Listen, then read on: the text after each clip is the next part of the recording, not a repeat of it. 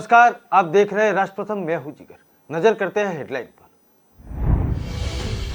हिमाचल में कनेक्टिविटी और टूरिज्म को बढ़ावा देने के लिए प्रधानमंत्री नरेंद्र मोदी ने प्रदेश को देश की चौथी high speed train Vande Mataram भेंट दी। गुजरात गौरव यात्रा को रवाना किया। अहमदाबाद से झंडी दिखाकर अमित शाह ने रवाना किया। जनसुराज यात्रा पर निकले प्रशांत किशोर रोजगार और परिवारवाद पर कड़ा प्रहार कर रहे हैं। टीके के निशाने पर तमाम राजनीतिक पार्टियां। सुप्रीम कोर्ट की बड़ी बेंच कर्नाटक हिजाब केस की अब सुनवाई करेगी। इस बीच उत्तर प्रदेश की लोकसभा सीट से समाजवादी पार्टी के सांसद का एक विवादित बयान सामने आया। स्पाइस जेट की एक फ्लाइट की रात को हैदराबाद एयरपोर्ट पर इमरजेंसी लैंडिंग की हो गई और केबिन और कॉकपिट में धुआं देखने को मिला। हिमाचल में कनेक्टिविटी और टूरिज्म को बढ़ावा देने के लिए प्रधानमंत्री नरेंद्र मोदी ने प्रदेश को देश की चौथी high speed train Vande Mataram भेंट दी। विधानसभा चुनाव से पहले इस ट्रेन को प्रदेश के लिए बड़ी सौगात माना जा रहा है। यह ट्रेन दिल्ली से ऊना के अंब और रेलवे स्टेशन के बीच 21 अक्टूबर रेगुलर रूप से दौड़ेगी। ट्रेन बुधवार को छोड़कर सप्ताह में 6 दिन चलेगी। सबसे तेज रफ्तार से चलने वाली वंदे भारत ट्रेन नई दिल्ली से ऊना के लिए करीब 5 घंटे में पहुंच पाएगी। वंदे मातरम ट्रेन अंबाला, चंडीगढ़, आनंदपुर साहिब स्टेशन पर ठहरेगी। इस ट्रेन के नई दिल्ली से चलने का समय सुबह 5:50 तक रहेगा और 11:05 तक ये अंदरोला रेलवे स्टेशन तक पहुंच जाएगी। ट्रेन दिल्ली से 130 किलोमीटर प्रति घंटा की रफ्तार से चलकर 8 बजे अंबाला रेलवे स्टेशन तक पहुंचेगी।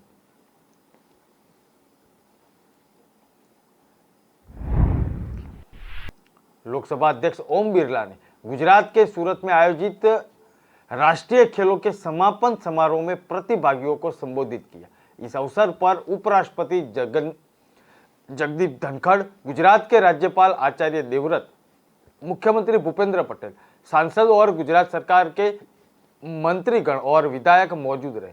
कार्यक्रम में खिलाड़ियों के उत्कृष्ट प्रदर्शन के विषय में लोकसभा अध्यक्ष ओम बिरला ने कहा कि खेल के मैदान की ऊर्जा और खिलाड़ियों की खेल भावना यानी स्पोर्ट्समैन स्पिरिट समाज और जीवन के हर क्षेत्र में उनका मार्गदर्शन करती है।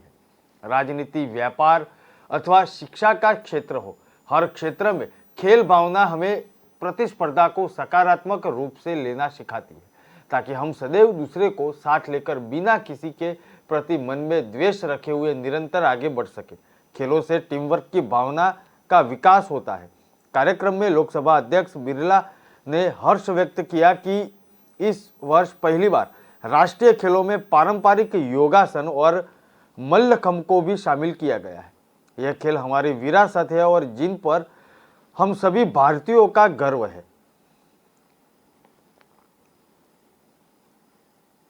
भारतीय जनता पार्टी ने गुजरात में आगामी विधानसभा चुनाव के लिए कमर कस ली है। केंद्रीय गृह मंत्री अमित शाह ने अहमदाबाद में गुजरात गौरव यात्रा को हरी झंडी दिखाकर रवाना किया। अमित शाह अहमदाबाद के जंजारका में मत्था टेकने के लिए संत सरवैयानाथ समाधि स्थल पर पहुंचे थे। इसके बाद वह जंजारका में गुजरात गौरव यात्रा का उद्घाटन किया। गुजरात में आम आदमी पार्टी को निशाने पर लेते हुए केंद्रीय मंत्री धर्मेंद्र प्रधान ने कहा कि यह तेज तरार लोगों का एक समूह है। उनका दिल्ली मॉडल क्या है वो किसी को समझ में नहीं आता है। अगर वे ईमानदार है तो आपको इसे देखने के लिए दिल्ली में जाना पड़ेगा। मुझे उन लोगों से डर लगता है कि कोई जिम्मेदार नहीं दिखते। यह लोगों का ऐसा समूह है जो गैर जिम्मेदारा वर्तन किया करते हैं।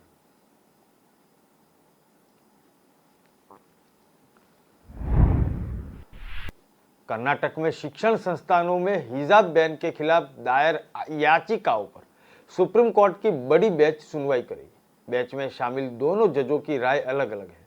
जहां जस्टिस हेमंत गुप्ता ने हिजाब बैन को सही ठहराया है, वहीं जस्टिस सुधांशु धुलिया ने कर्नाटक हाईकोर्ट के बेंच जारी रखने के आदेश को रद्द कर दिया। ऐसे में अब इस मामले को बड़ी बेंच को भेजा गया है। हेमंत गुप्ता ने अपना फैसला सुना दिया है। उन्होंने हिजाब बैन के खिलाफ दायर याचिकाओं को खारिज कर लिया है, यानी हिजाब पर प्रतिबंध को सही माना है। बड़ी पीठ को भेजने के लिए 11 सवाल तय किए गए हैं। संविधान के मूल के अधिकारों को लेकर सवाल किए गए हैं। हिजाब पर प्रतिबंध मामले को सुप्रीम कोर्ट की बड़ी बेंच के पास भेजा गया है। इस मामले को 3 जजों की बेंच देखेगी। जब तक फैसला नहीं आ जाता तब तक कर्नाटक हाईकोर्ट का आदेश जारी रहेगा, यानी हिजाब पर प्रतिबंध लागू रहेगा। सुप्रीम कोर्ट ने इसके पहले हिजाब मामले में कर्नाटक हाईकोर्ट के फैसले को चुनौती देने वाली विभिन्न याचिकाओं पर अपना फैसला सुरक्षित कर लिया था।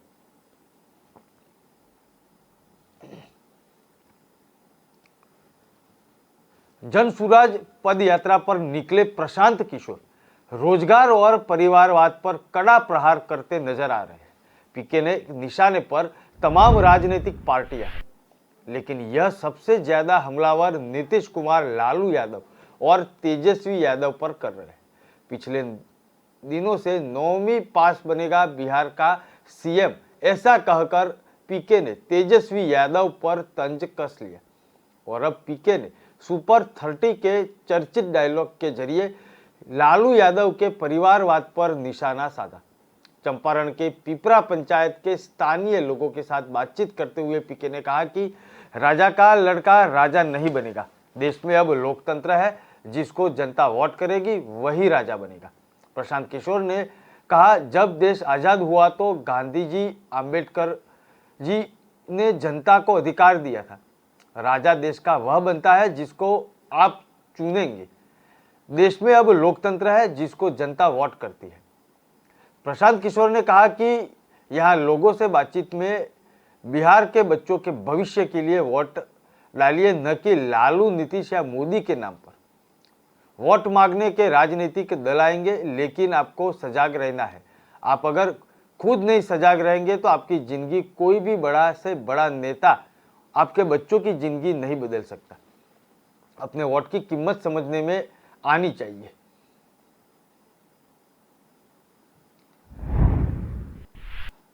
आरजेडी में खींचतान जारी है। सुधाकर सिंह के इस्तीफे के बाद आरजेडी के प्रदेश अध्यक्ष जगदानंद सिंह नाराज बताए जा रहे हैं। खबर है कि जगदानंद सिंह ने प्रदेश अध्यक्ष पद से इस्तीफा दे दिया। जगदानंद सिंह आरजेडी के राष्ट्रीय कार्यकारिणी में शामिल होने के लिए दिल्ली में भी नहीं पहुंचे थे। इस बीच शिवचंद्र राम का लालू यादव से मुलाकात और उनके प्रदेश अध्यक्ष बनाए जाने की बात हो रही है। इधर जगदानंद सिंह ने कहा कि वे गांव में अपने घर पे आराम कर रहे हैं। जगदानंद सिंह ने कहा कि वे अवकाश पर है और आराम कर रहे हैं। जब उनसे ये पूछा गया कि राजद के दफ्तर में कब से जाना शुरू करेंगे, तो उन्होंने कहा कि क्या मैं आराम नहीं कर सकता, क्या मैं छुट्टी नहीं ले सकता। वही जब उन्होंने सवाल किया कि आपने प्रदेश अध्यक्ष पद से इस्तीफा दे दिया है, तो जगदा बाबू ने कहा कि उन्हें मीडिया की बातों पर कुछ नहीं कहना है। मतलब साफ है कि जगदानंद सिंह ने इस्तीफे की खबरों को खंडन नहीं किया है।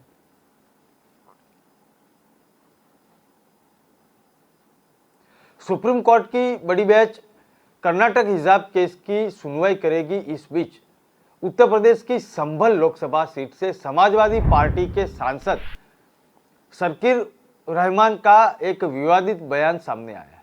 उनका कहना है कि लड़कियों को पर्दे के अंदर रहना जरूरी है।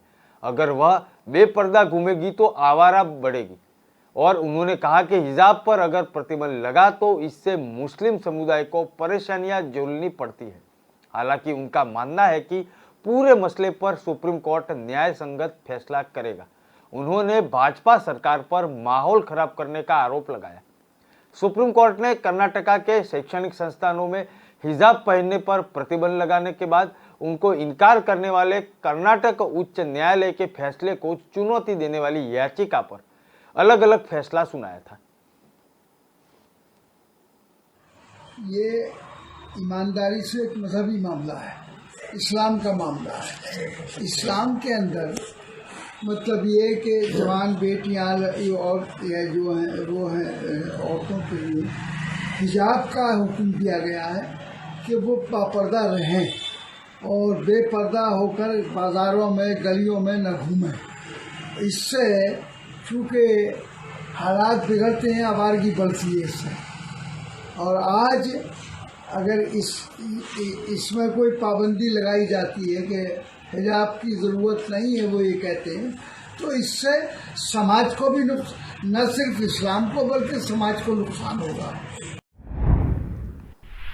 कर्नाटक के हिजाब विवाद की सुनवाई अब सुप्रीम कोर्ट की बड़ी बेंच करेगी। इस बीच यह विवाद हरियाणा के मंत्री अनिल विज की प्रतिक्रिया सामने आई है। उन्होंने कहा कि पुरुष अपना मन मजबूत करे और महिलाओं को हिजाब से मुक्ति दे। जिन पुरुषों का महिलाओं को देकर मन मचलता है, उन्होंने ही महिलाओं को हिजाब में डालने के लिए मजबूर किया था।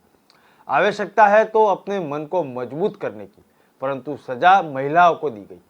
उनको सिर से लेकर पांव तक डाल दिया। यह सरासर नाइंसाफी है। पुरुष अपना मन मजबूत करे और महिलाओं को हिजाब से मुक्ति दे। इससे पहले अनिल विज ने कहा कि हेड स्कार्फ यानी कि हिजाब का कोई विरोध नहीं है, लेकिन विद्यालयों और कॉलेजों में पोशाक संबंधी नियमों का पालन जरूर करना चाहिए। विज ने कहा कि यदि कोई छात्रा हिजाब पहनना चाहती है तो उस पर मुझे कोई ऐतराज नहीं है, लेकिन वे स्कूल और कॉलेज जाना चाहती है, उन्हें उन संस्थानों के पोशाक के नियमों का पालन करना पड़ेगा। अनिल विज ने कहा था कि यदि पोशाक नियमों का कोई पालन नहीं करता तो वह घर में रहे, कोई दिक्कत नहीं है।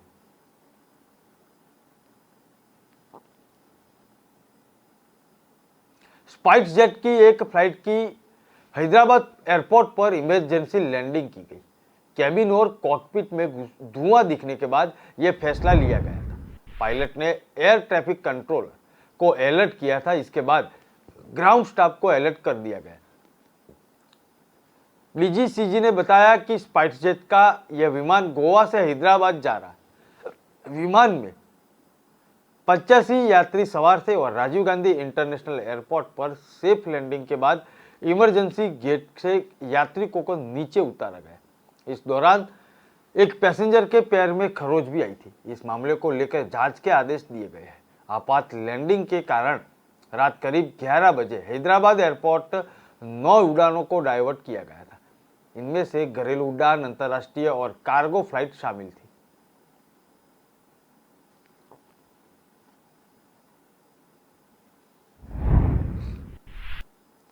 ऑल इंडिया इमाम संगठन के चीफ डॉक्टर उमर अहमद इलियासी को Y+ कैटेगरी की सुरक्षा दी गई है।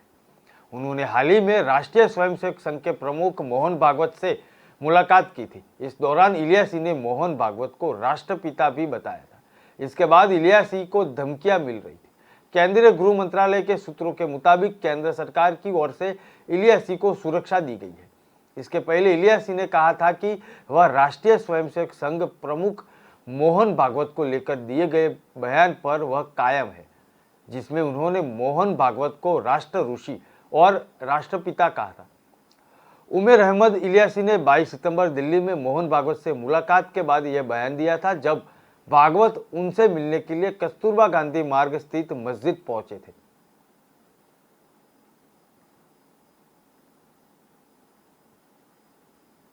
इंदौर में पितृ पर्व पर पितरेश्वर हनुमान के दर्शन करने के लिए ख्यातनाम सिंगर कैलाश खेर पहुंचे। यहां उनकी अगुवाई में भाजपा के राष्ट्रीय महासचिव कैलाश विजयवर्गीय पहले से ही मौजूद थे। कैलाश खेर ने विजयवर्गीय से कहा कि उज्जैन की तरह यहां भी लाइव कंसर्ट कराइए। पितरेश्वर हनुमान मंदिर पर आते ही दिव्य अनुभूति हो रही है, ये सबसे अलग है। इन पर विजयवर्गीय ने तत्काल हाँ कह दी और इनके बाद दोनों की बैठक भी हुई। माना जा रहा है कि फरवरी में कैलाश खेर इंदौर के पितृ पर्वत पर लाइव कंसर्ट कर सकते हैं। जब कैलाश खेर पितृ पर्वत पर पहुंचे तो उनका स्वागत कैलाश विजयवर्गीय ने किया था और उज्जैन में पीएम मोदी के सामने दी गई प्रस्तुति की तारीफ भी की। कैलाश खेर ने कहा कि अपनी रचना, अपनी लिखावट और अपना संगीत और अपना नाथ, फिर भी कैलाश खेर ने विजयवर्गीय से कहा कि पितृ पर्व के लिए कैलाश लाइव इन कंसर्ट रखा जाए। इस पर विजयवर्गीय ने हाँ भी बोल दी है।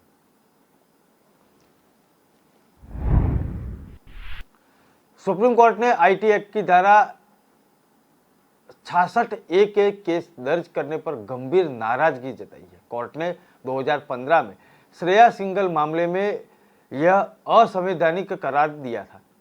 Chief justice U Lalit, justice S Ravindra Bhatt, justice Ajay Rastogi की पीठ ने राज्यों व केंद्र शासित प्रदेशों को निर्देश दिया कि न किसी पर मुकदमा चलाया जाए और न कोई एफआईआर दर्ज हो और न ही किसी की गिरफ्तारी हो। पीठ ने राज्यों को गृह सचिव और डीजीपी को लंबित मामले के लिए धारा 66A हटाने को कहा गया है। सुप्रीम कोर्ट ने NGO People's Union of Civil Liberties की याचिका पर यह निर्देश दिए थे। याचिका में कहा गया कि शीर्ष कोर्ट ने 2015 में श्रेया सिंघल मामले में आईटी एक्ट की धारा को असंवैधानिक करार दिया था। कोर्ट ने कहा कि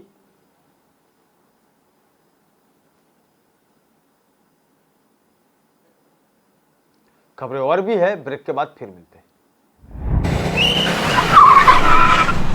मस्त मास्क पहना रे तूने। Thank you sir. वो जान बचाने के लिए पहनना पड़ता है ना सर। रेडीमेड है या टेलर मेड है? ऑनलाइन ऑर्डर किया है सर। एक और है क्या? है ना सर। देना। बहुत मस्त लगेगा आपके ऊपर। ये ना सर। सर सर सर ये ना भाई, जान बचाने के लिए बाइक चलाते वक्त सिर्फ खोपड़े पे मास्क पहनेगा तो खोपड़े को कौन बचाएगा? समझ गया सर। हेलमेट ऑनलाइन ऑर्डर कर, वरना हमेशा के लिए ऑफलाइन हो सकता है। Okay sir. ये ले। चल हम ये भी ऑनलाइन भर दे।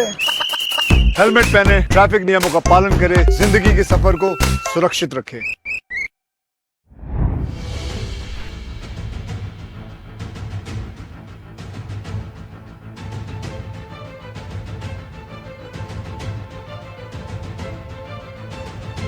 इंदौर में पितृ पर्वत पर पितरेश्वर हनुमान दर्शन के लिए एक सिंगर कैलाश खेर पहुंचे।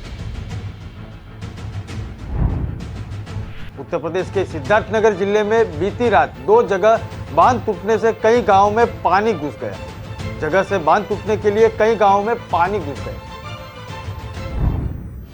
सपा के सामने कई चुनौतियां है। मुलायम के न होने के पर कई चुनौतियां सामने आई है।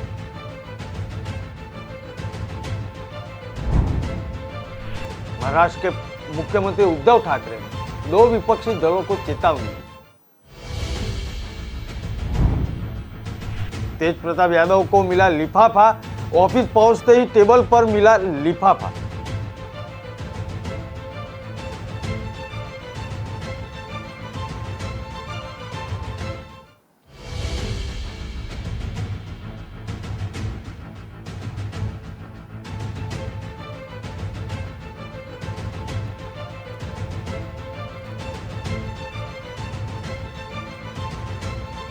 उत्तर प्रदेश के सिद्धार्थनगर जिले में बीती रात 2 जगह उत्तर प्रदेश के सिद्धार्थनगर जिले में बीती रात 2 जगह से बांध टूटने में कई गांवों में पानी घुस गया। प्रदेश में लगातार हो रही बारिश के कारण नदियां उफान पर है, जिस कारण सिद्धार्थनगर के इटावा तहसील क्षेत्र में बूढ़ी राप्ती नदी में जल स्तर बढ़ाने से ऊपर बंधा बांध 2 जगह से टूट गया, जिसकी वजह से 150 से ज्यादा गांव बाढ़ के पानी की चपेट में आ चुके थे। बताया जा रहा है कि सोनोली नानाकार के पास अशोकगवा मदरहा बांध टूट गया था। वहीं रात को लगभग 2 बजे बांसी तहसील के गड़िया के पास भी बांध टूट गया। बांध टूटने के चलते सैकड़ों गांव जलमग्न हो चुके थे। लोग अपने घरों का सामान लेकर पलायन कर रहे थे। ग्रामीण में दहशत का माहौल बना हुआ है। जिले में इस समय राप्ती और बूढ़ी राप्ती नदियां खतरे से के निशान के ऊपर बह रही है, जिस कारण स्थिति खराब होती जा रही है। नदी के इर्द गिर्द बसे दर्जनों को गांव का संपर्क टूट चुका है। राप्ती नदी का बढ़ता जलस्तर लोगों के होश उड़ा रही है। कई गांवों को सड़कों को संपर्क टूट चुका है। अब लोगों के पास नाव की एकमात्र सहारा बचा है। राप्ती नदी का पानी गांव में भर चुका है और लोग नाव के सहारे सुरक्षित ठिकानों खोज रहे हैं। लोगों के अनुसार हाल ही में बांध का काम हुआ था और जिसमें घोर अनियमितता बढ़ती चुकी थी, जिसमें बांध टूट गया है। लोगों ने प्रशासन पर मदद नहीं करने का आरोप भी लगाया है।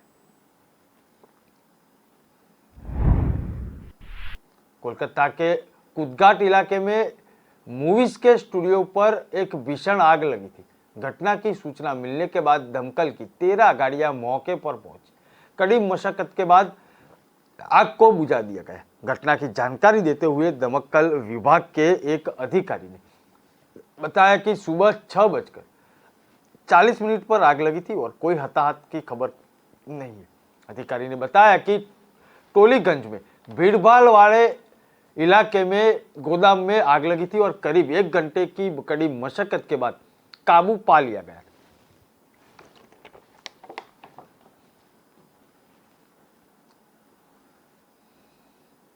सपा संरक्षक मुलायम सिंह यादव अब हमारे बीच नहीं है। ऐसे में पार्टी के सामने कई तरह की चुनौतियां हैं। परंपरागत वोट बैंक को बढ़ाकर राष्ट्रीय राजनीति में दखल देना होगा, जिससे क्षेत्रीय दलों को नेताजी के जमाने में मिला रुतबा कायम रहे। सपा की स्थापना के 30 साल हो चुके हैं। प्रदेश में पार्टी के विधायकों की संख्या बढ़ी है। वोट बैंक में बेतहाशा वृद्धि के बावजूद राष्ट्रीय राजनीति में पार्टी की ताकत कम हुई है। सांसदों की संख्या कम होने के बाद भी निरंतर ढाल बनने रहने वाले नेताजी अब नहीं है। ऐसे में उनकी विरासत को आगे बढ़ाना आसान नहीं होगा।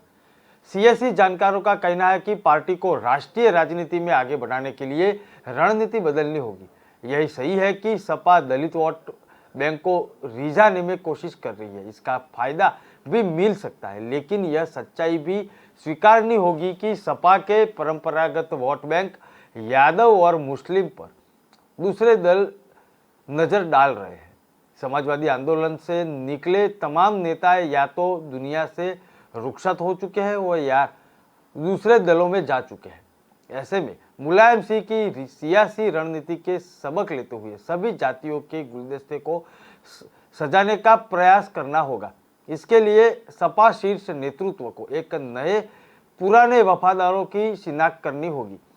एक तरफ मुलायम सिंह के दाहिने हाथ शिवपाल सिंह यादव फिलहाल अलग है, तो दूसरी तरफ पार्टी सत्ता से दूर है। ऐसे में हर वर्ग लोगों को जोड़ने की दिशा में अभियान चलाना होगा।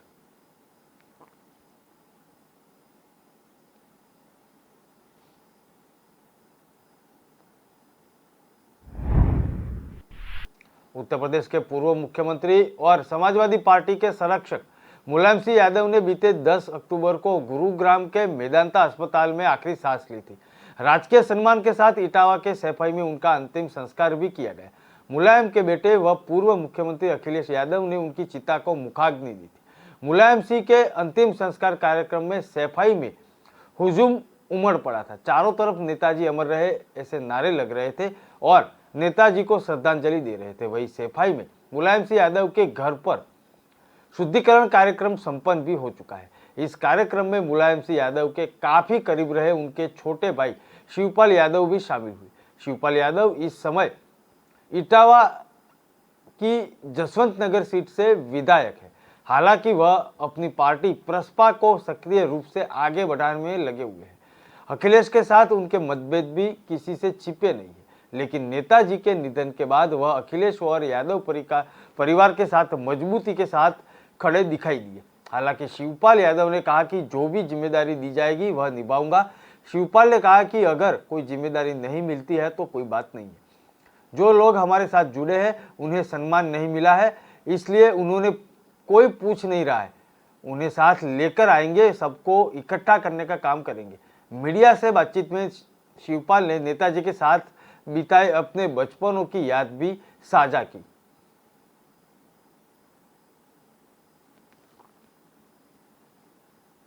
महाराष्ट्र के पूर्व मुख्यमंत्री उद्धव ठाकरे ने विपक्षी दल को चेतावनी दी। उन्होंने कहा कि चुनाव आयोग के शिवसेना के नाम और धनुष तीर के चिन्ह पर रोक लगाने के कदम से उनकी पार्टी के कार्यकर्ता नाराज हैं।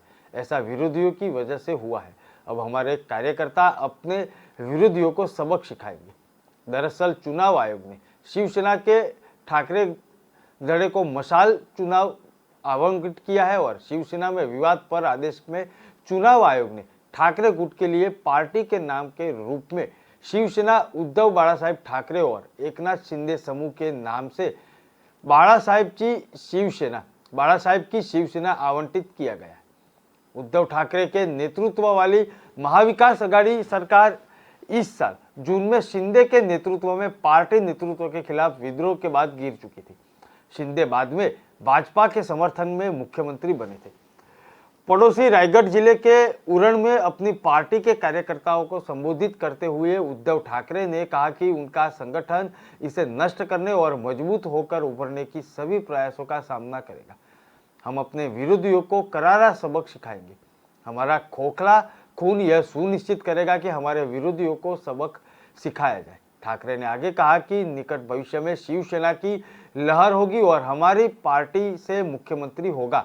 उन्होंने पार्टी कार्यकर्ताओं से आग्रह किया कि अपने नए चुनाव चिन्ह मशाल के बारे में हर घर घर में जागरूकता सुनिश्चित करें। उन्होंने कहा कि हम चुनाव की तैयारी करनी है और ग्राम पंचायत से लेकर लोकसभा तक चुनाव आयोग ने 3 नवंबर को होने वाली मुंबई में अंधेरी पूर्व विधानसभा सीट के उपचुनाव से पहले दोनों गुटों को शिवसेना और चुनाव चिन्ह दिया जा चुका है।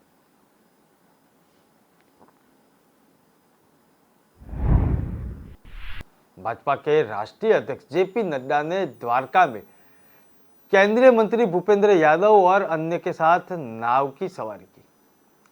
बीजेपी के राष्ट्रीय अध्यक्ष जेपी नड्डा, केंद्रीय मंत्री भूपेंद्र यादव समेत अन्य लोग बोट से ही गुजरात के बेट द्वारका पहुंचे।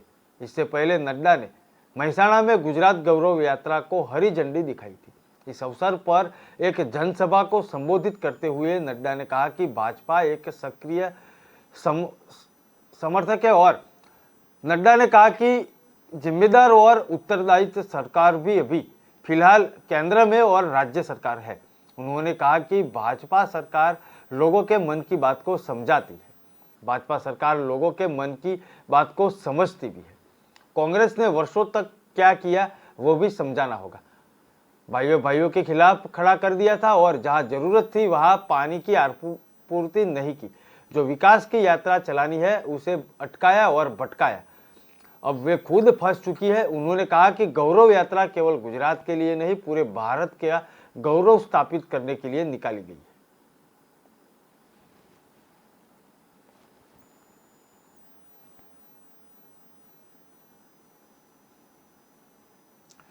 बिहार सरकार के वन एवं पर्यावरण मंत्री तेज प्रताप यादव हैरान रह गए। उनका दावा है कि उनके साथ चमत्कार हुआ है। तेज प्रताप ने वीडियो जारी करके बताया कि जब वे अपने कार्यालय में पहुंचे तो वहां एक लिफाफा मिला। तेज प्रताप यादव ने बताया कि उनकी शिरडी के साईं बाबा में बेहद आस्था है। उन्होंने कहा कि शिरडी के साईं बाबा पर उनका अटूट विश्वास है और इसके कारण तेज प्रताप ने कहा कि दिल से याद करने पर साईं बाबा अपना चमत्कार दिखाते हैं।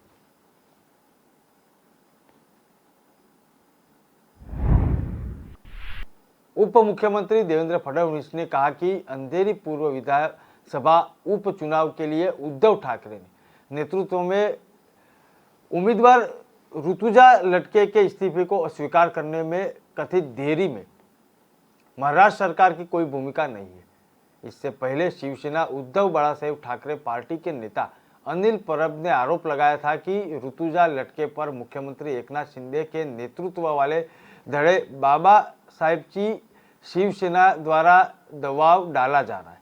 दरअसल यह सवाल बना हुआ है कि ऋतुजा लटके अपना नामांकन दाखिल कर पाएगी या नहीं। ऋतुजा बीएमसी के ईस्ट वार्ड में बतौर लिपिक कार्यकर्ता है और उपचुनाव को देखते हुए 1 महीने पहले उन्होंने अपना इस्तीफा दे दिया था, लेकिन बीएमसी ने तकनीकी हवाला देते हुए उन्हें स्वीकार नहीं किया था। इस मामले में उद्धव ठाकरे वाले धड़े ने बीएमसी के खिलाफ बॉम्बे हाईकोर्ट का रुख किया है, जिस पर कल सुनवाई हो चुकी थी। इस बीच फडणवीस ने संवाददाताओं से कहा कि बृहद नगर निगम स्वशासी और स्वायत्त निकाय है और इनका इस्तीफा स्वीकार करना है या नहीं वह बीएमसी प्रशासन तय करेगा।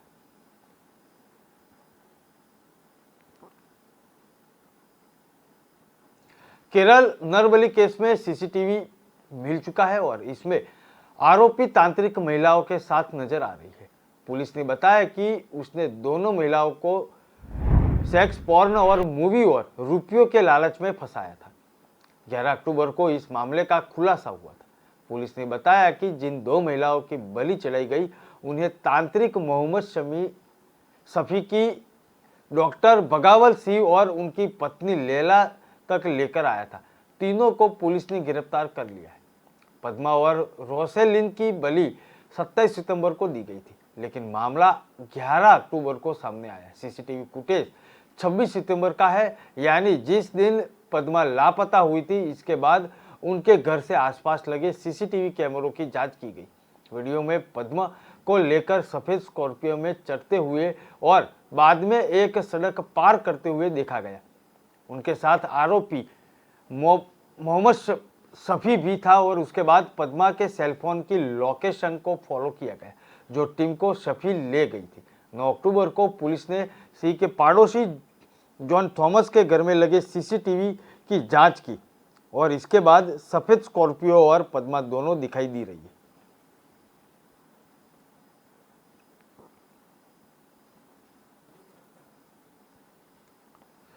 ब्रेक के बाद रफ्तार समाचार देखते हैं।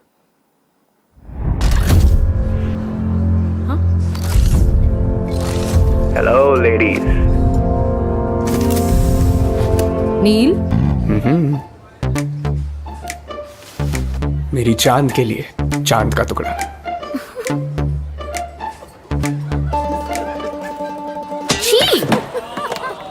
सो चीजी नील। यंग रोमांस है हमारा, कुछ हटके कुछ अलग करके दिखाओ यार। एक्सक्यूज मी, कुछ अलग देखना है?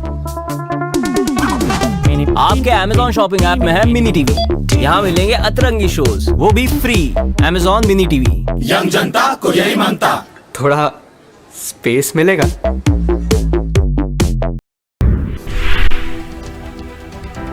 हिमाचल में कनेक्टिविटी और टूरिज्म को बढ़ावा देने के लिए प्रधानमंत्री नरेंद्र मोदी ने प्रदेश को देश की चौथी high speed Vande Bharat train दी है। विधानसभा चुनाव से पहले इस ट्रेन को प्रदेश के लिए बड़ी सौगात माना जा रहा है। यह ट्रेन दिल्ली से ऊना अब अंतौर रेलवे स्टेशन के बीच 21 अक्टूबर को रेगुलर रूप से दौड़ेगी। ट्रेन बुधवार को छोट सप्ताह में 6 दिन चलेगी और सबसे तेज रफ्तार से चलने वाली इस वंदे भारत नई ट्रेन नई दिल्ली से ऊना के बीचों बीच दूरी करीब 5 घंटे में तय करेगी।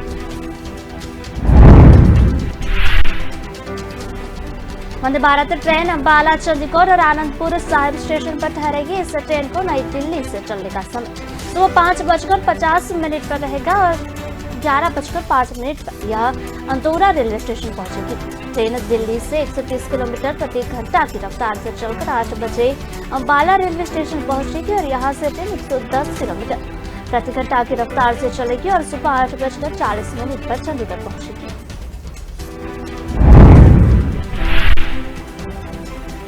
चंडीगढ़ से यह अब अंतोरा रेलवे स्टेशन की सुबह 8:42 पर रवाना होगी। वापसी में इस ट्रेन का समय अब अंतोरा रेलवे स्टेशन से दोपहर 1 बजे चलने का रहेगा। दोपहर करीब 3:30 बजे पर चंडीगढ़ पर पहुंचेगी और यहां से चलेगी और शाम को 6:25 पर नई दिल्ली रेलवे स्टेशन पहुंचेगी। यह train Panipat junction, Ambala cantt, Rupnagar, Nangal dam को भी कवर करेगी।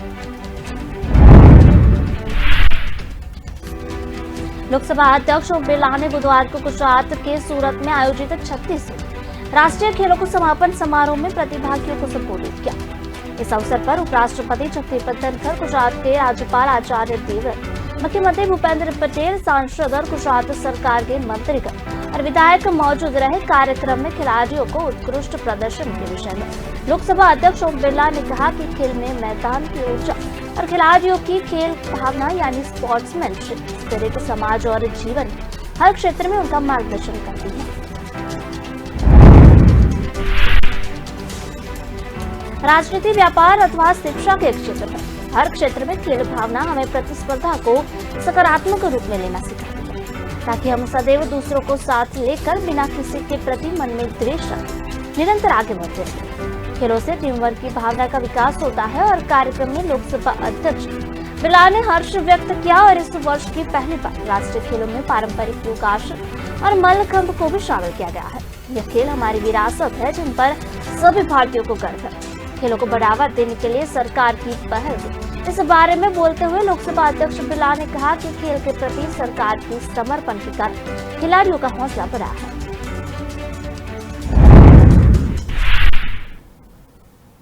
खेल जगत में देश को बढ़ते प्रोफाइल का उल्लेख करते हुए लोकसभा अध्यक्ष बिरला ने कहा कि आज भारतीय खिलाड़ी राष्ट्रीय और अंतर्राष्ट्रीय स्तर कई मेडल जीत रहे हैं। उनके श्रेष्ठतम प्रयासों से तिरंगों को खेल के क्षेत्र में अंतर्राष्ट्रीय पहचान भी मिली है। खेल के अतिरिक्त योग के माध्यम से भी हमने भारत के पूरे विश्व में एक पहचान बनाई है। देश की अनेकता में एकता का उल्लेख करते हुए लोकसभा अध्यक्ष बिरला ने कहा कि देश के अलग अलग राज्यों से अलग अलग भाषा बोलने वाले अलग अलग संस्कृति के युवा खिलाड़ी खेल के प्रति अनूठी भावना रखते हैं, जो पूरे देश को एकता, बंधुता और सौहार्द की प्रेरणा देते हैं।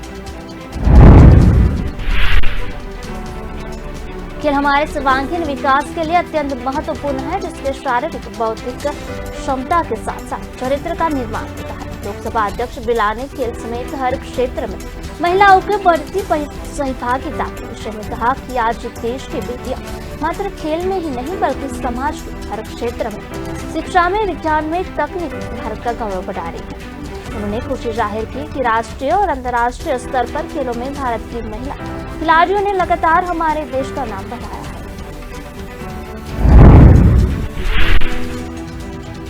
भारतीय जनता पार्टी ने गुजरात में आगामी विधानसभा चुनाव के लिए कमर कस ली है। तभी केंद्रीय गृह मंत्री अमित शाह ने अहमदाबाद में गुजरात गौरव यात्रा को हरी झंडी दिखाकर रवाना किया। अमित शाह अहमदाबाद के झंझारका में मत्था टेकने के लिए संत सवैयानाथ समाधि स्थल, इसके बाद वह झंझारका में गुजरात गौरव यात्रा का उद्घाटन भी किया।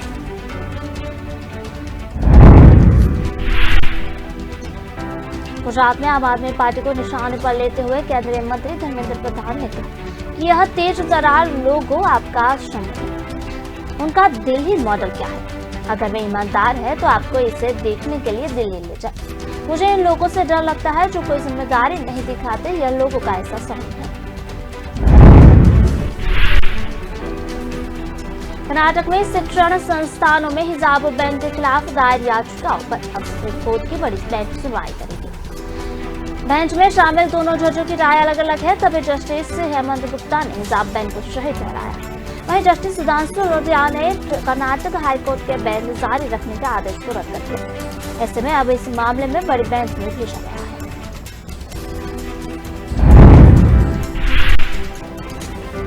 जस्टिस हेमंत गुप्ता ने अपना फैसला सुना दिया है। उन्होंने हिजाब बैन के खिलाफ दायर याचिकाओं को खारिज कर दिया है, यानी हिजाब पर प्रतिबंध को सही माना है।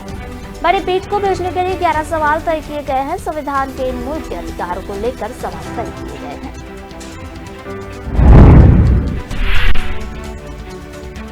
हिजाब पर प्रतिबंध मामले को सुप्रीम कोर्ट की बड़ी बेंच के पास भेजा गया है। इस मामले में 3 जज की बेंच देगी। जब तक फैसला नहीं आता तब तक कर्नाटक हाईकोर्ट का आदेश जारी रहेगा, यानी कि हिजाब पर प्रतिबंध लागू रहेगा। सुप्रीम कोर्ट ने इससे पहले हिजाब मामले में कर्नाटक हाईकोर्ट के फैसले को चुनौती देने वाली विभिन्न याचिकाओं पर अपना फैसला सुरक्षित कर लिया था। जनसुराज पद यात्रा पर निकले प्रशांत किशोर रोजगार और परिवारवाद पर कड़ा प्रहार कर रहे हैं। पीके के निशाने पर तमाम राजनीतिक पार्टियां हैं, लेकिन वह सबसे ज्यादा हमलावर नीतीश कुमार, लालू प्रसाद और तेजस्वी यादव पर कर रहे हैं। पिछले दिनों 9वीं पास बनेगा बिहार का सीएम, ऐसा कहकर पीके ने तेजस्वी यादव पर तंज किया और अब पीके ने सुपर 30 के चर्चित डायलॉग के जरिए लालू यादव के परिवारवाद पर निशान साधा है। चंपारण के पिपरा पंचायत के स्थानीय लोगों से बात करते हुए पीके ने कहा कि राजा का लड़का राजा ही बनेगा, नहीं बनेगा। अब देश में अब लोकतंत्र है, जिसको जनता वोट करेगी वही राजा। प्रशांत किशोर ने कहा कि जब देश आजाद हुआ तो गांधी जी, बाबा साहेब आम्बेडकर ने जनता को अधिकार दिया कि वह राजा देश का वह बनेगा जिसको आप चुनेंगे। देश में अब लोकतंत्र है, जिसको जनता वोट करेगी वही राजा बनेगा। प्रशांत किशोर ने यहाँ लोगों से बातचीत में कहा कि बिहार के बच्चों के भविष्य के लिए वोट डालिए, न कि लालू, नीतीश या फिर मोदी के नाम पर। वोट मांगने राजनीतिक दल आएंगे, लेकिन आपको सजग रहना है। आप अगर खुद नहीं सजग रहोगे तो आपकी जिंदगी कोई भी बड़ा से बड़ा नेता आपके बच्चों की जिंदगी नहीं बदल सकता। आपको अपने वोट की कीमत समझ में आनी चाहिए। आरजेडी में खींचतान जारी है। सुधाकर सिंह के इस्तीफे के बाद आरजेडी के प्रदेश अध्यक्ष जगनानंद सिंह नाराज बताए जा रहे हैं। खबर है कि जगनानंद सिंह ने प्रदेश अध्यक्ष से इस्तीफा दे दिया। जगनानंद सिंह आरजेडी की राष्ट्रीय कार्यकारिणी में शामिल होने के लिए दिल्ली भी नहीं गए। इस बीच शिवचंद्र नाम का लालू यादव से मुलाकात और उनके प्रदेश अध्यक्ष बनाए जाने की बात हो रही है। इधर जगनानंद सिंह ने कहा कि वे गांव में अपने पर आराम कर रहे हैं। जगनानंद सिंह ने कहा कि वे अवकाश पर है और आराम कर रहे हैं। जब उनसे पूछा गया कि वे राजद के दफ्तर में कब से जाना शुरू करेंगे तो जगनानंद सिंह ने कहा कि क्या मैं आराम नहीं कर सकता, क्या मैं छुट्टी नहीं ले सकता हूँ।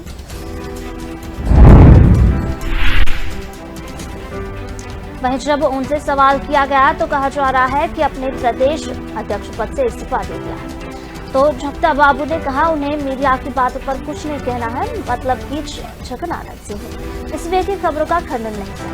जगनानंद सिंह को जानने वाले यह कह रहे हैं कि वह पार्टी के समर्पित सिपाही है और इसलिए पार्टी की बातों को बाहर नहीं लाना चाहते, इसलिए कुछ बोलने से परहेज कर रहे हैं। हकीकत यह है कि वे इस्तीफा दे चुके। वे लालू एवं तेजस्वी के नीतीश प्रेम से आहत है।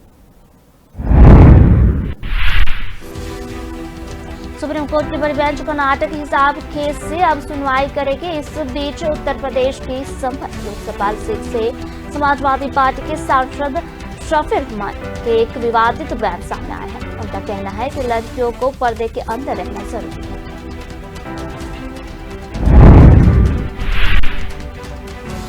अगर वह बेपर्दा घूमेगी तो आवारगी बढ़ेगी। उन्होंने कहा कि हिजाब पर अगर प्रतिबंध लगता है तो इसमें मुस्लिम समुदाय को परेशानियां झेलनी पड़ सकती है। हालांकि उनका मानना है कि पूरे मसले पर सुप्रीम कोर्ट न्याय संगत फैसला करेगा। उन्होंने भाजपा सरकार पर माहौल खराब करने का आरोप लगाया है। सुप्रीम कोर्ट ने कर्नाटक के शैक्षणिक संस्थानों में हिजाब पहनने पर लगा प्रतिबंध हटाने से इनकार करने वाले कर्नाटक उच्च न्यायालय के फैसले को चुनौती देने वाली याचिकाओं पर अलग अलग फैसला सुनाया। न्यायमूर्ति हेमंत गुप्ता ने उच्च न्यायालय के फैसले के खिलाफ दायर याचिकाएं खारिज कर दी गई, जबकि न्यायमूर्ति सुधांशु धुलिया ने उन्हें स्वीकार किया है। कर्नाटक के हिजाब विवाद की सुनवाई सुप्रीम कोर्ट की बड़ी बेंच करेगी। वहीं इस पूरे विवाद पर हरियाणा के मंत्री अनिल विज की प्रतिक्रिया सामने आई है। उन्होंने कहा कि पुरुष अपना मन मजबूत करे और महिलाओं को हिजाब से मुक्ति दे। जिन पुरुषों का महिलाओं को देखकर मन मचलता था उन्हें ही महिलाओं को हिजाब डालने के लिए मजबूर किया।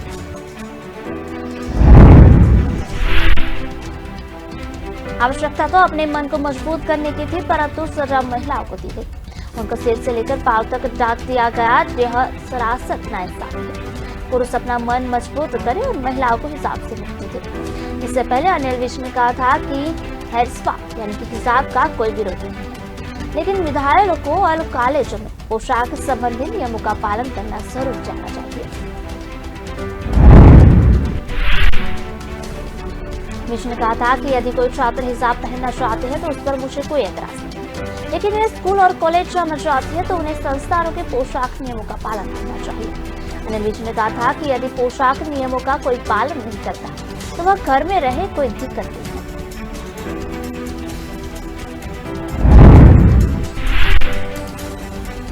स्पाइस जेट की एक फ्लाइट बुधवार रात हैदराबाद एयरपोर्ट पर इमरजेंसी लैंडिंग की गई। कैबिन और कॉकपिट में धुआं दिखने के बाद यह फैसला लिया गया। पायलट ने एयर ट्रैफिक कंट्रोल यानी कि ATC को अलर्ट किया है।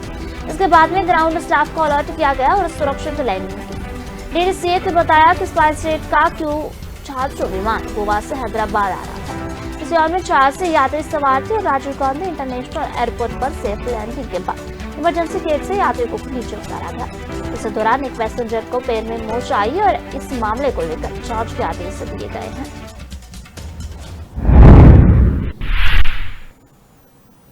आपात लैंडिंग के कारण करीब रात 11 बजे हैदराबाद एयरपोर्ट 9 उड़ान को डायवर्ट किया गया। इनमें घरेलू उड़ान, अंतर्राष्ट्रीय और कार्गो फ्लाइट शामिल थी। एक यात्री ने लैंडिंग के दौरान कुछ तस्वीरें भी शेयर की। कैप्टन ने लिखा है, नागपुर से फ्लाइट में धुआं भरना शुरू हो गया। 20 मिनट तक सभी यात्री डरे सहमे रहे। सौभाग्य की बात है कि हम जीवित और सुरक्षित उतर गए, लेकिन अगर कुछ होता तो कौन जिम्मेदार होता। स्पाइस जेट के कई विमानों में उड़ान के दौरान हादसे होने के बाद इस साल 27 जुलाई को director general of civil aviation ने स्पाइस जेट को आदेश दिया था कि अगले 8 हफ्ते तक अपने फ्लीट की सिर्फ 50% फ्लाइट्स पर ऑपरेट करें।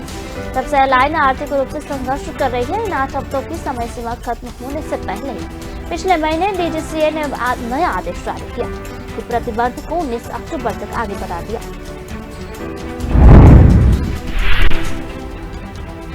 ऑल इंडिया इमाम संगठन के चीफ डॉक्टर उमर अहमद इलियासी को Y+ कैटेगरी की सुरक्षा दी गई। उन्होंने हाल ही में राष्ट्रीय स्वयंसेवक संघ के प्रमुख मोहन भागवत से मुलाकात की। और इस दौरान इलियासी ने मोहन भागवत को राष्ट्रपिता भी बताया। इसके बाद से इलियासी को धमकियां मिल रही थी। केंद्रीय गृह मंत्रालय के सूत्रों के मुताबिक केंद्र सरकार की ओर से इलियासी को सुरक्षा दी गई। इससे पहले इलियासी ने कहा था कि वह राष्ट्रीय स्वयंसेवक संघ के प्रमुख मोहन भागवत को लेकर दिए गए अपने बयान पर कायम है, जिसमें उन्होंने मोहन भागवत को राष्ट्र ऋषि और राष्ट्रपिता कहा था। उमर अहमद इलियासी ने 22 सितंबर को दिल्ली में मोहन भागवत से मुलाकात के बाद ये बयान दिया था, जब भागवत उनसे मिलने कस्तूरबा गांधी मार्ग स्थित मस्जिद में पहुंचे थे।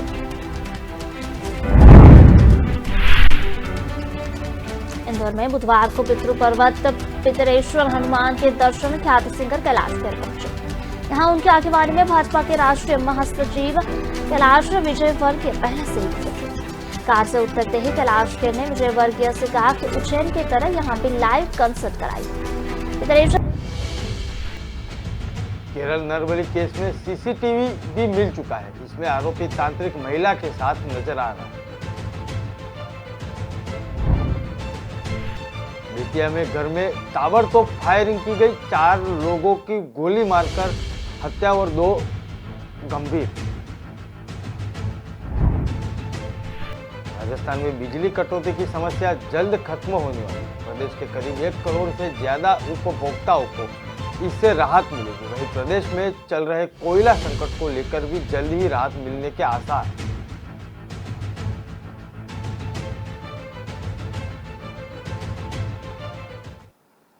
कस्टम विभाग ने बताया कि सोना तस्करी मामले में 7 यात्रियों को गिरफ्तार किया गया।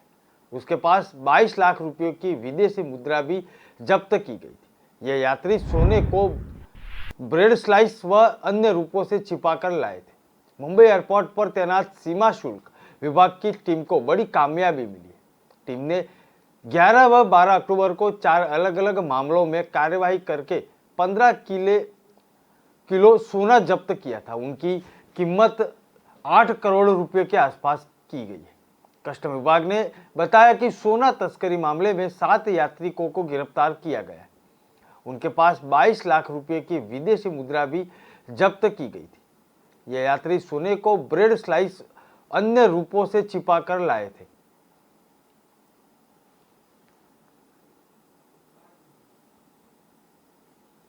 बेतिया में एक घर में ताबड़तोड़ फायरिंग की गई। इसमें 4 लोगों की गोली लगी है और 2 की हालत गंभीर है। मामला योगापट्टी थाना क्षेत्र के गोलाघाट डुमरी पंचायत के अहिरोली गांव का है। गांव वालों ने फायरिंग करने वाले एक युवक को खेत से पकड़ लिया और उनकी जमकर पिटाई कर ली। आरोपी युवक की मां 10 साल पहले भाग गई थी। भगाने वाला आरोपी का कोई चचेरा भाई था। इसी का बदला लेने के लिए वह युवक ने हमला किया हुआ था।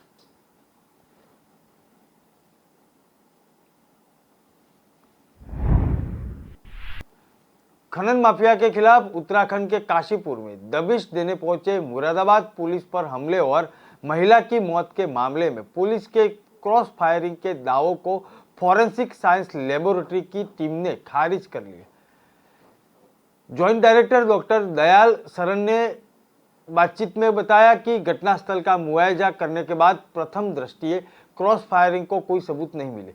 वहीं मुरादाबाद पुलिस का कहना है कि उनकी टीम ने फायरिंग नहीं की है। पुलिस वालों को बंधक बनाकर दूसरी तरफ से फायरिंग की गई। डॉक्टर दयाल शरण ने बताया कि जांच में एक तरफा गोली चलाने के आदेश मिले हैं और मौके से पुलिस की टोपी बरामद की गई है।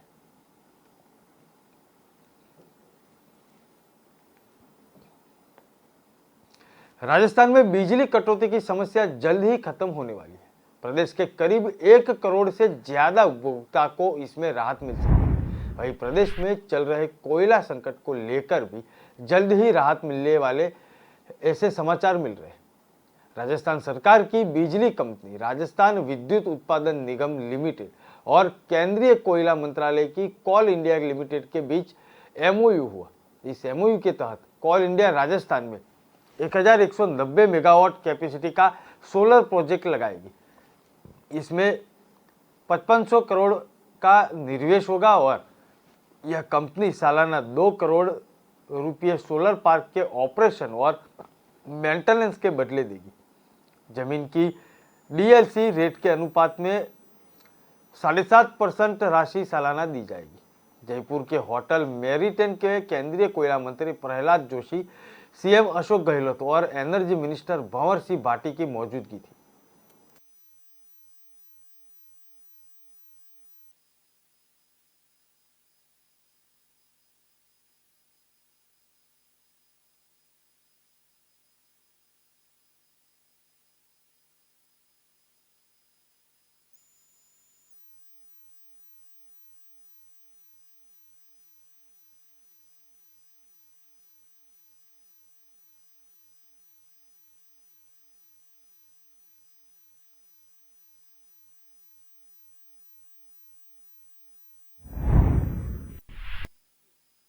गुजरात विधानसभा चुनाव की तारीख का ऐलान होने से पहले आम आदमी पार्टी और बीजेपी में आरोप प्रत्यारोप का दौर जारी है।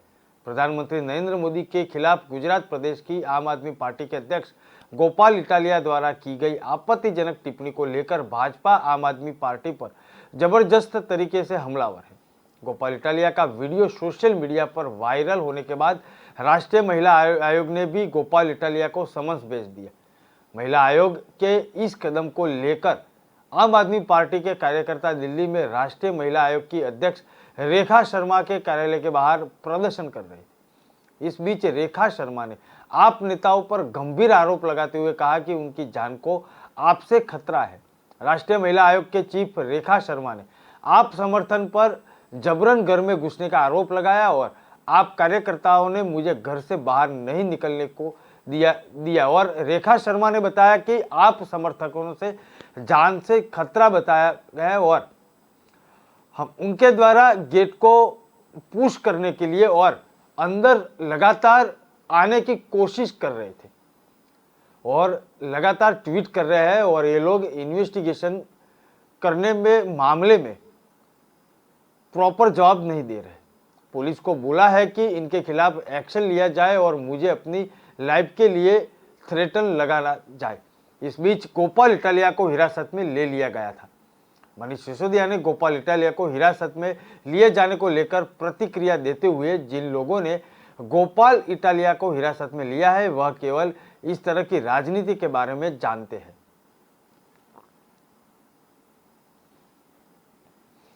कर्नाटक में शैक्षणिक संस्थानों में हिजाब बैन से जुड़े मामले में सुप्रीम कोर्ट ने अपना फैसला सुना दिया। कोर्ट ने कहा कि मामला उचित दिशा निर्देश के लिए भारत के मुख्य न्यायाधीश के पास भेजा गया है।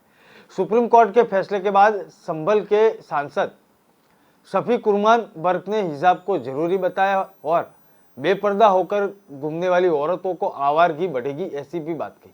हिजाब पर शफीक उर्रहमान बर्क ने बताया कि विवाद पैदा हो चुका है और बर्क का कहना है कि हिजाब पर पाबंदी नहीं लगनी चाहिए।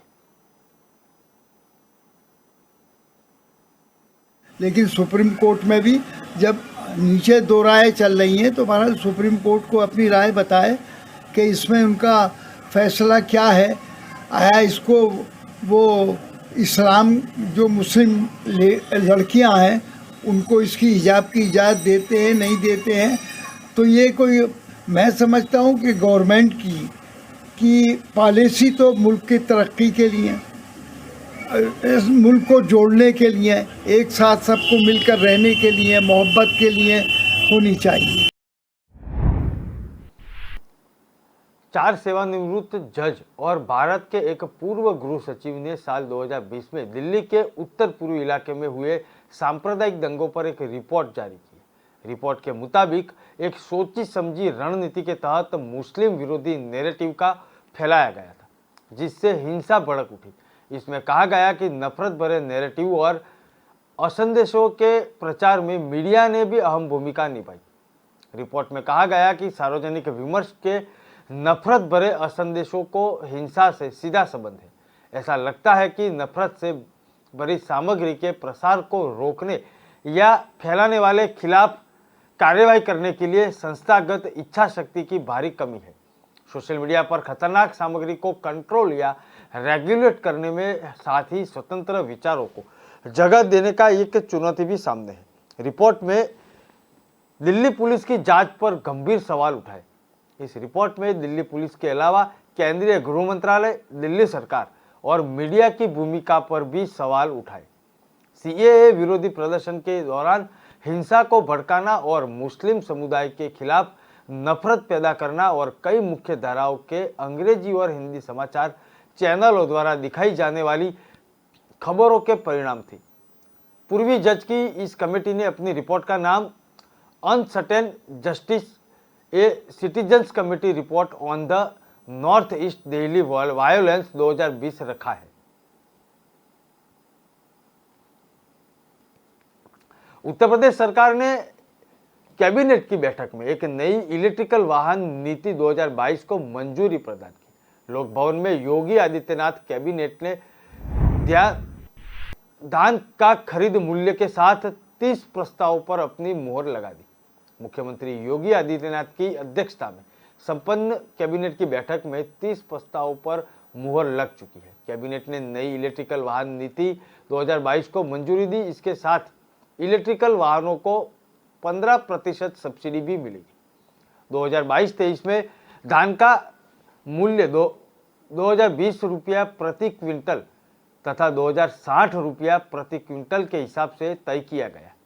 लखनऊ संभाग के 3 जिले लखनऊ, हरदोई, सीतापुर तथा बरेली, मुरादाबाद, सहारनपुर, आगरा और झांसी मंडल से आने वाले जनपदों में 1 अक्टूबर 2022 से 31 जनवरी 2023 तक धान का क्रय किया जाएगा।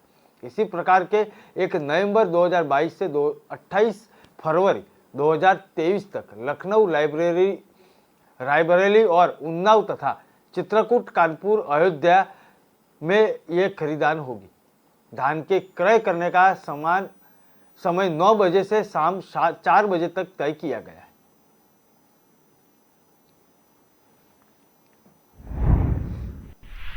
उप मुख्यमंत्री केशव प्रसाद मौर्य प्रयागराज प्रवास पर थे। उन्हें पूरे दिन शहर में रहेंगे और विभिन्न आयोजनों में शामिल होने जा रहे हैं।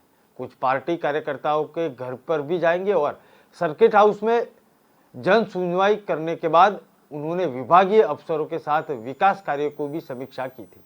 इस दौरान जिले में डेंगू की गंभीर होती स्थिति पर चर्चा भी की। फिर डिप्टी सीएम ने बेली अस्पताल के बाद इलाहाबाद मेडिकल एसोसिएशन के ब्लड बैंक का निरीक्षण किया। समीक्षा बैठक से बेली अस्पताल में ब्लड बैंक का निरीक्षण करने पहुंचे उप मुख्यमंत्री केशव प्रसाद मौर्य ने जिलाधिकारी संजय खत्री से कहा कि ब्लड बैंकों के आसपास दलालों को सक्रिय होने की सूचना है, इस पर लगाम लगाया जाए।